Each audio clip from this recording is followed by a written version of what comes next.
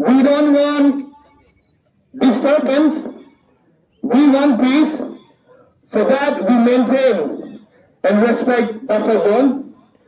So today, a large number of people in cycle gather here, showing on protest against the Meitei several attempts to breach the buffer zone.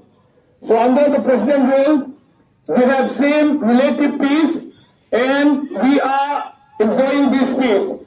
But in spite of that, this Meitei made always attempt to cross the buffer zone, creating disturbance and also disturbing the peace.